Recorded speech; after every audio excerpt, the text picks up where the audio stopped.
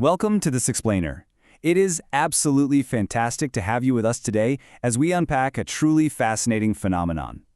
You see, for years now, experts have been poring over crisis reports, everything from cyber incidents and business disruptions to cloud outages, natural disasters, and massive supply chain failures across countless industries worldwide. And when you look through all of this source material, an incredible pattern emerges. The technical causes of these disruptions, well, they're almost always completely different. Yet the organizational failures that happen during those crises look remarkably similar. Okay, let's dive into this. Just imagine that intellectual mystery for a second. Whether it's a major bank in Europe facing a brutal ransomware attack, or a huge manufacturer in Asia dealing with a sudden total supplier collapse, the way the organization breaks down under pressure follows the exact same script. How is it that completely different organizations, with completely different architectures, cultures, and environments, manage to make almost exactly the same mistakes the moment the pressure is really on? The answer, it turns out, is that we've been looking at this through the wrong lens entirely. We are so used to treating major disruptions purely as an IT problem, right? Like it's just a failure of systems or hardware or a bad line of code. But the evidence actually points to something else. These recurring failures keep happening because crises reveal something much deeper than technology. What we're actually looking at here is a fundamental organizational understanding problem. Let's look at a tale of two companies facing the exact same major disruption. First, you have an organization that has invested heavily in resilience. We are talking massive binders of business continuity plans, the kind of binders so heavy they could legitimately double as doorstops. They've got detailed disaster recovery plans, top-tier cybersecurity, regular simulated exercises, the whole compliance shebang. Then, on the other hand, you have an organization that appears much less mature on paper. Far less documentation, fewer formal procedures, and almost no rigid governance processes. And then, a massive shock hits both of them at the exact same time. Now, what's really interesting about this slide is the actual outcome. Several days into the crisis, the highly prepared, heavily invested organization is still locked in conference rooms debating which system should be restored first. But the supposedly less mature organization, they've already bypassed all that confusion and focused purely on protecting their ability to serve their customers. Technology didn't dictate their recovery success. Something else entirely influenced every single decision they made. And this brings us to some massive questions that challenge literally everything we think we know about traditional disaster recovery plans. If those massive binders of documentation were so effective, why on earth do organizations so often discover their most critical dependencies during the crisis itself instead of before it? The mystery just deepens from there. Why do deeply experienced teams, we're talking people who've worked at a company for decades, why do they suddenly lose complete visibility into how their own operations actually function the exact moment the normal systems go down? And why do we see local departmental decisions suddenly start to collide and conflict with one another?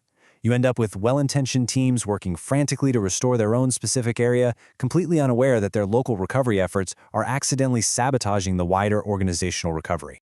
And then we have perhaps the most glaring disconnect of all. Why do technically successful recoveries sometimes fail to restore actual business operations? IT can come totally back online. Every server in the rack can be glowing green. But the business itself, it remains utterly paralyzed. So, what does this all mean? All of these questions point to a single profound realization. The real problem isn't a lack of preparation. I mean, the massive binders and the compliance checklists were absolutely there. No, the real problem is understanding. Traditional preparation, as it turns out, often just masks a fundamental lack of understanding about how the business actually breathes and functions day to day. Which brings us to a concept that completely reframes the entire conversation. The crisis X-ray. Think about it this way. A crisis behaves exactly like an X-ray. It doesn't create weaknesses in your organization. It simply reveals them. It exposes the hidden dependencies, those critical approvals that no one bothered to document, the invisible business relationships, tacit knowledge held by literally just one person, and operational assumptions that suddenly prove utterly false. A crisis doesn't just test your IT infrastructure, it fundamentally tests if an organization truly understands how it creates value. Let's move to and see how this builds upon the history of corporate resilience. For many years, resilience programs concentrated almost entirely on Step 1, protecting technology. Then, they naturally expanded to Step 2, protecting business processes. After that, they moved to Step 3, establishing governance. And don't get me wrong, each of these evolutions was entirely necessary. But after observing countless resilience programs over the years, a fourth, inevitable step has gradually emerged: understanding interactions. You see, an organization doesn't just create value in isolated silos. Value is created through incredibly complex interactions. It's the interactions between people, between business activities, applications, decisions, suppliers, and the constant rapid flow of information. Documenting a server or a single process is fine, but understanding the interactions between all these moving parts, that is far more important than documenting each component individually. It's much like a giant orchestra. Tuning a single instrument perfectly doesn't guarantee the symphony will actually sound good together. This progressive observation that understanding interactions is the ultimate key to surviving a crisis eventually became the core foundation of the Ransom-Kick Resilience Model. This is an approach that completely flips the traditional script. Instead of starting with what to protect, it starts by understanding operational value creation first, before deciding how to protect it.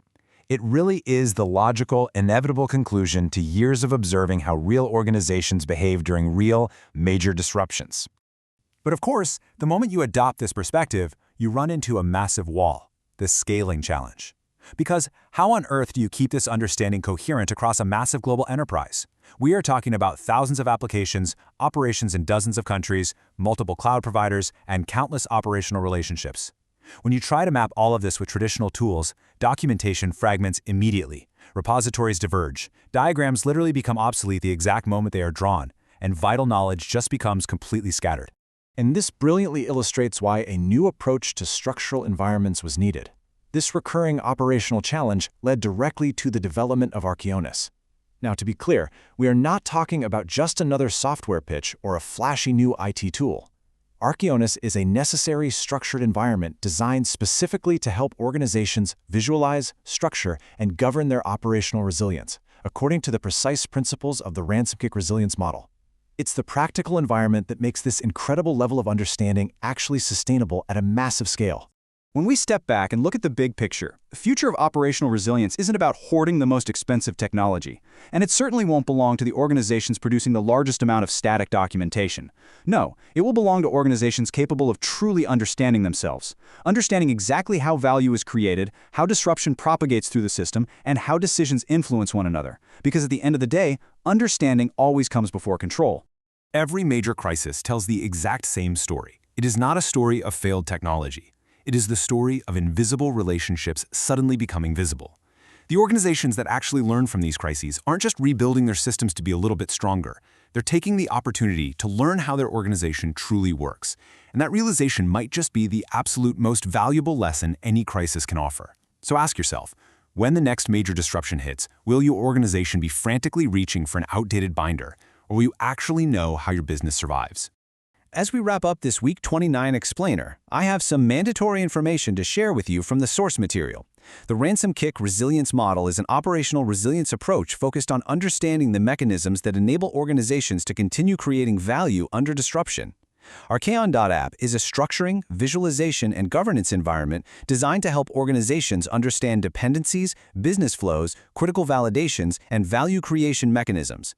To explore the methodology further, visit www.arkeionis.app and www.ransomkick.com. New explainers are published every week on the Arkeionis Group YouTube channel. Thank you so much for joining me, and stay curious.